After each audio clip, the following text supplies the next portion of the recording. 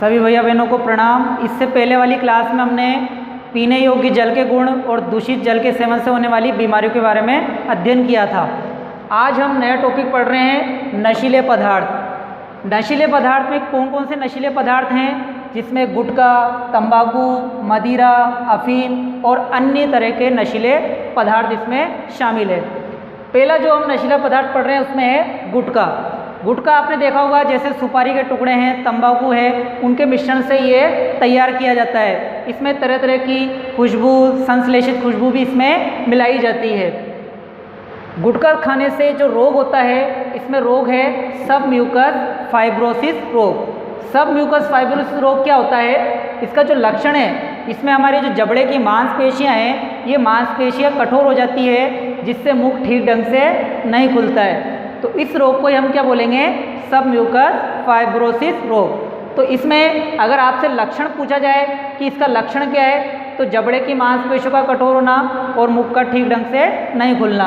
और अगर ये प्रश्न आ जाए कि सब म्यूकस फाइब्रोसिस रोग किसे कहते हैं, तो उसमें भी आपको यही चीज़ लिखनी है कि इस रोग में जबड़े की हमारी मांसपेशियां कठोर हो जाती है, जिससे मुख ठीक ढंग से नहीं खुलता है। इस रोग को ही सब म्यूकस फाइब्रोसिस रोग कहते हैं।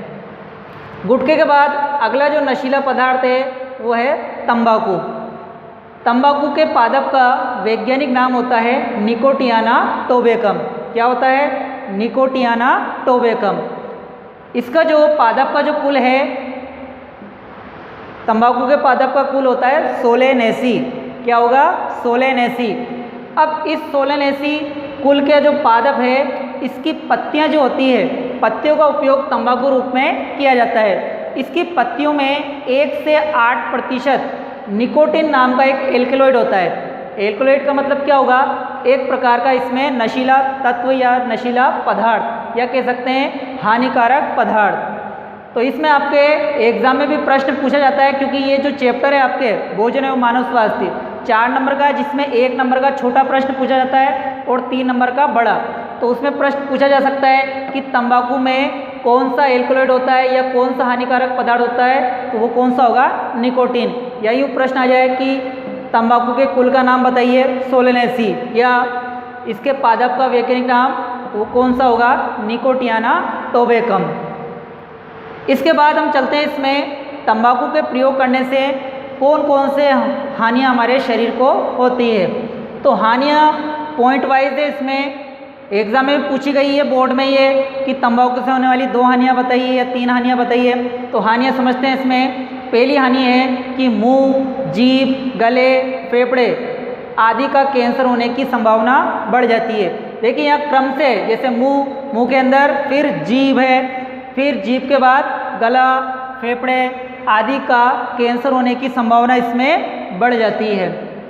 दूसरा है कि तंबाकू में उपस्थित निकोटीन, तंबाकू में उपस्थित निकोटीन धमनियों की दीवारों को मोटा कर देता है। तंबाकू में उपस्थित जो निकोटीन है, हमने पढ़ा है इसमें जो हानिकारक पदार्थ है वो कौन सा है, निकोटीन।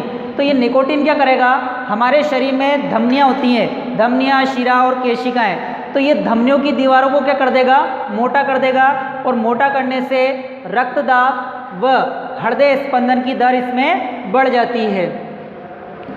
तीसरा है इसमें होने वाली हानि कि अगर गर्भवती महिलाओं के द्वारा तंबाकू का सेवन किया जाता है, तो इससे भ्रूण विकास की गति भी मंद पड़ जाती है। यानी जो भ्रूण जो होता है वो उसकी वृद्धि क्या होगी, बिल्कुल मंद पड़ जाएगी।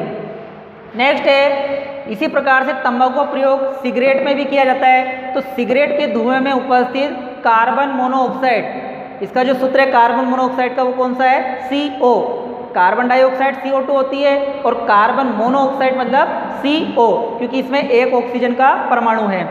तो इसके धुएं में उपस्थित कार्बन मोनोऑक्साइड RBC मतलब रेड ब्लड सेल्स, जिसे हम लाल रुधिर कणिकाएं भी कहते हैं।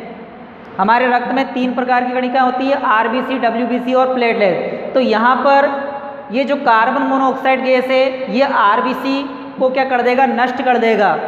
और नष्ट करने होने से रुधिर की ऑक्सीजन परिवहन क्षमता को भी कम कर देता है, क्योंकि हम जानते हैं कि RBC के अंदर एक हीमोग्लोबिन वर्णक होता है जो ऑक्सीजन का क्या करता है, परिवहन करता है। तो आरबीसी नष्ट हो जाने के कारण ऑक्सीजन की परिवहन क्षमता में भी क्या आ जाएगी, कमी आ जाएगी। तो ये हमने तंबाकू से होने वाली हानियाँ पढ़ी है।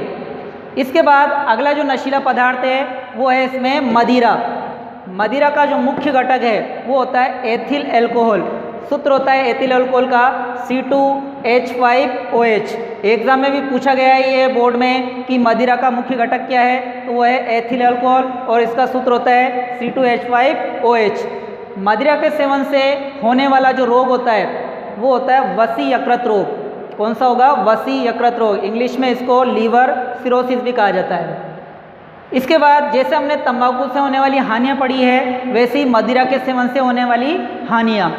फर्स्ट हानि है इसमें कि मदिरा पान से एल्कोहल, यानी जो मदिरा पीते हैं तो उससे एल्कोहल रक्त प्रवाह के द्वारा यानी हमारे रक्त में घुलकर यकृत में पहुंचता है। यकृत मतलब लीवर। हमारे मानव शरीर की सबसे बड़ी ग्रंथि कौन सी होती है, लीवर, जो हमारे किस साइड में होता है, अपने दाएं साइड पर होता है लीवर। तो ये यकृत में पहुंच जाएगा कौन, एल्कोहल।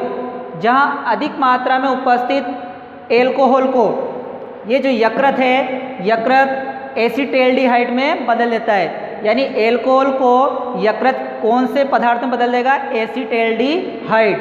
और एसिटेल्डिहाइड क्या है, एक विषैला पदार्थ है जिससे व्यक्ति की मृत्यु भी हो सकती है।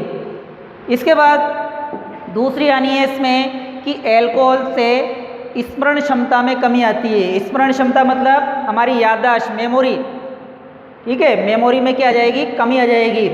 और इससे तंत्रिका तंत्र, हमारा जो नर्वस सिस्टम होता है, जो सूचनाओं को एक स्थान से दूसरे स्थान पर पहुंचाता है, जिस पर मस्तिष्क नियंत्रण करता है, तो ये तंत्रिका तंत्र भी प्रभावित हो जाता है।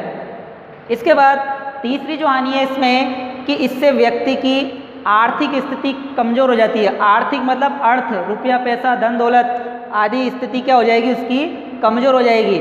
और सामाजिक प्रतिष्ठा को भी ठेस पहुंचती है, यानी समाज में उसकी जो पहचान है उसको भी उससे ठेस पहुंचती है। इसी प्रकार हम अगर इसमें एक और पॉइंट बढ़ाना चाहें तो इससे यूँ कह सकते हैं कि मदिरा सेवन से वसी यकृत रोग होता है। इसके अतिरिक्त एक और पॉइंट लिख सकते हैं कि मदिरा पान से हमारे शरीर का नियंत्रण और सामंजस्य भी कमज़ोर हो जाता है, जिससे दुर्घटना की संभावना भी बढ़ जाती है। तो आज हमने ये नशीले पदार्थ के बारे में अध्ययन किया है। धन्यवाद।